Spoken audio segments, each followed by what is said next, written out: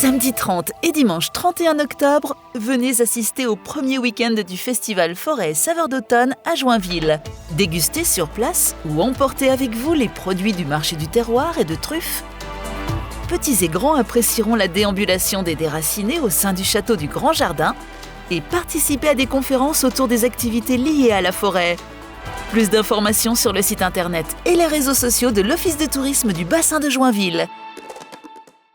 Le festival de la photo de Montier-en-Der se prépare.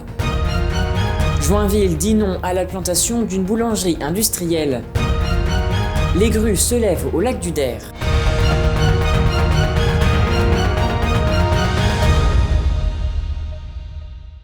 Bonsoir à tous et bienvenue dans votre journal week-end du dimanche 24 octobre 2021. Ouvrons cette édition avec le festival photo de Montier-en-Der qui va se tenir les 18, 19, 20 et 21 novembre prochains. Dernière ligne droite pour les organisateurs et les bénévoles avant d'accueillir près de 45 000 visiteurs. Hier, une réunion d'information s'est tenue à destination des personnes qui seront en charge du bon déroulement de ce festival international. 150 bénévoles étaient donc réunis pour comprendre et voir comment va se dérouler cette 24e édition. Écoutez. Le festival est nouveau tous les ans puisque un photographe ne peut pas venir plusieurs années de suite.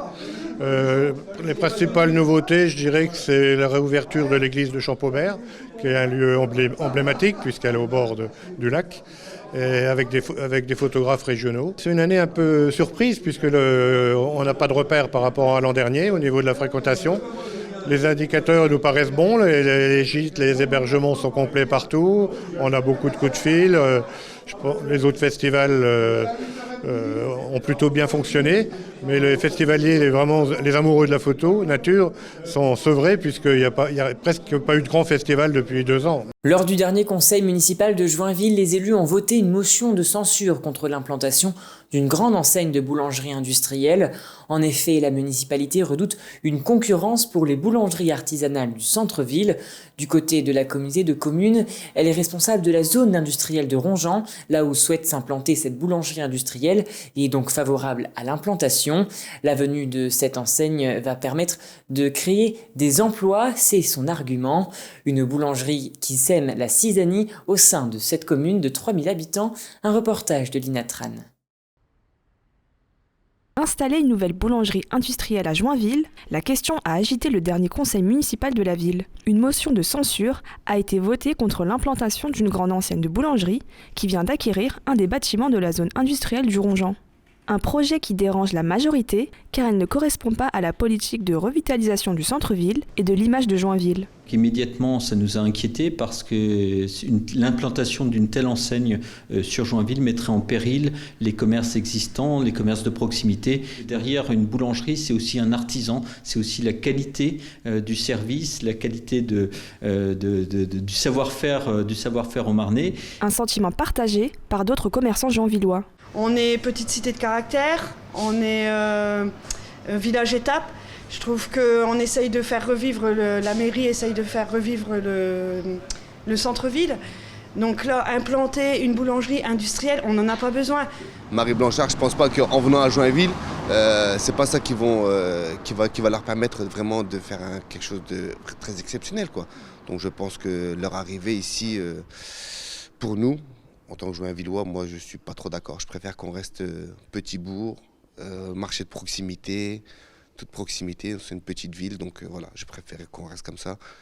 Ils peuvent aller s'implanter sur des grosses villes, c'est beaucoup plus intéressant pour eux, beaucoup plus de passages, beaucoup plus de choses. Mais ici, non. Moi, personnellement, je suis contre, quoi. Pour la communauté de communes du bassin de Joinville-en-Champagne, qui gère la zone industrielle, l'arrivée de cette enseigne peut permettre de redynamiser l'économie locale en créant de nouveaux emplois. Ni la communauté de communes ni le groupe Blacher n'ont répondu à nos sollicitations.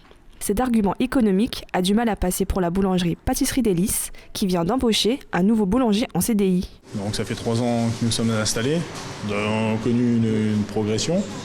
Donc suite à ça, on a formé des jeunes en apprentissage, dont un avec qui on vient de signer un CDI début du mois. Et on apprend à l'arrivée de cette boulangerie industrielle, quoi. Donc du coup, on espère que ça ne va pas trop nous impacter suite à nous et puis pour même l'avenir, pour qu'on n'ait pas besoin d'avoir un licenciement économique ou qu'il y ait quelque chose pour son avenir à lui, quoi. Pour les jeunes qui ont déjà forcément du mal à trouver de l'emploi par chez nous, on signe un CDI avec un jeune, après à voir ce que l'avenir nous réserve, quoi. La ville possède déjà 3 boulangeries artisanales au centre-ville, mais également de nombreuses enseignes industrielles en périphérie. Une offre abondante pour les 3000 habitants de la ville. Et moi je suis contre tous ces grands magasins. Je dis qu'il faut laisser les petits magasins faire.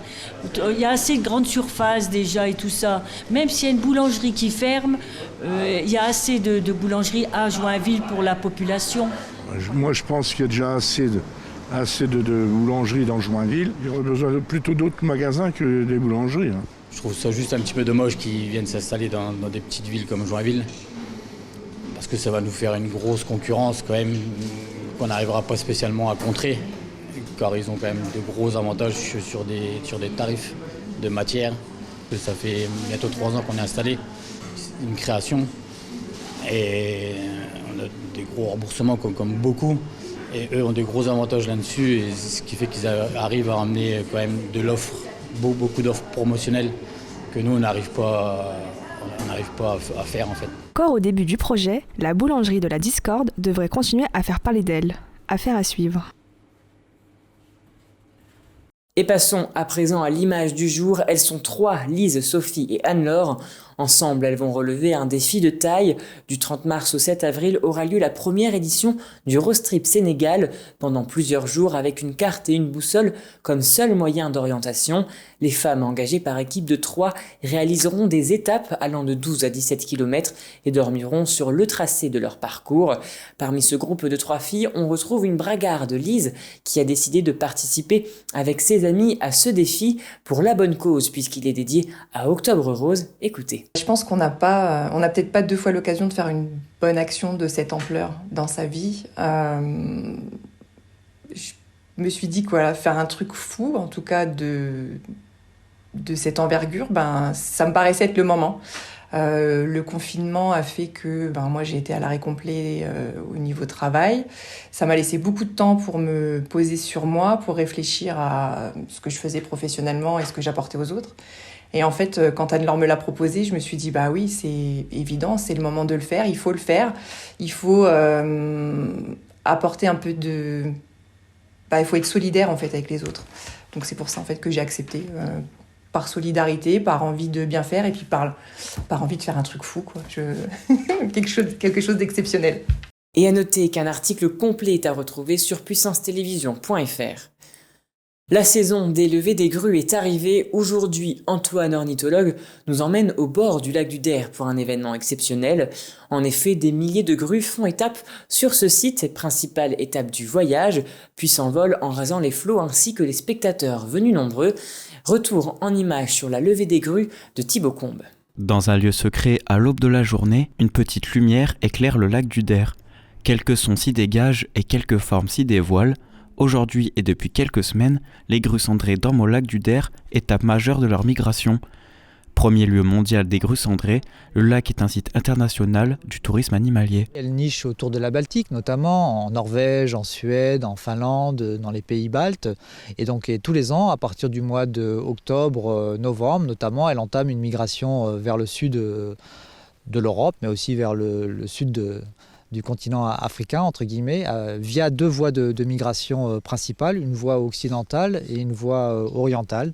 Et donc le lac du Der est sur la voie occidentale de migration. La vedette de cet automne est bien évidemment l'emblématique grue cendrée. Elle est l'attraction principale des touristes et devient une icône du Der quand elle y fait ses nuits. À la mi-octobre, on y comptait déjà 15 000 grues. Mais le lac n'est qu'une étape. Un voyage qui est relativement long sur sa voie occidentale, donc elle peut faire jusqu'à 4000 km. Ceci dit, vous avez des grues qui font halte au lac du Der donc pendant plusieurs semaines et qui hivernent. Maintenant, les hivers sont globalement moins rigoureux et donc on a de l'hivernage sur le lac du Der, mais également en région Champagne-Ardenne. Pour Antoine, sa mission de guide est de proposer une expérience unique à ses visiteurs. Entre grues et les autres espèces, tout est réuni pour les envoûter, un métier qui se fait toute l'année. Le but, c'est d'emmener mes visiteurs sur le bon spot du jour, puisque le lac est vaste, il y a 77 km de rive et on ne sait pas toujours où se positionner, par rapport à la position des dortoirs que font les grues cendrées, par rapport au couloir de sortie le matin. Donc je dirais que mon rôle surtout, c'est d'être au bon endroit et au bon moment avec mes visiteurs. La matinée était exceptionnelle et des milliers de grues se sont envolées. Une magie à encore retrouver quelques mois pour tous les passionnés et de nombreuses animations vont se dérouler tout ce mois d'octobre dans le cadre de la fête de la grue. Et voilà, c'est la fin de cette édition. Merci à tous de l'avoir suivi. Dans un instant, vos prévisions météo de demain présentées par Alison Godefroy. Très belle soirée à vous. Toute l'actualité qui vous concerne, à voir et ou à revoir, dès maintenant sur puissancetélévision.fr et sur notre application mobile. Besoin d'envoyer des fichiers, même de très très gros fichiers? Suisse Transfert. Jusqu'à 50 Go, gratuit, sans inscription, et vos données restent en Suisse. Suisse Transfert, par Infomaniac. Une femme sur 8 risque de développer un cancer du sein. L'information sur le dépistage précoce permet de sauver des milliers de vies et est essentielle. Alors Puissance Télévision s'engage pour véhiculer ce message. Tous ensemble, restons vigilants.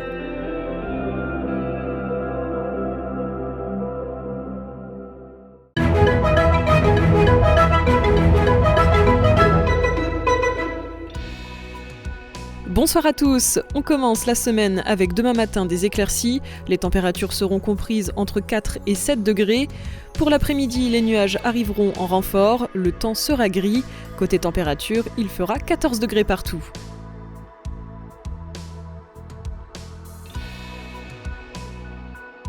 Demain, nous fêterons les Enguerrands. Très bonne soirée avec Puissance Télévision.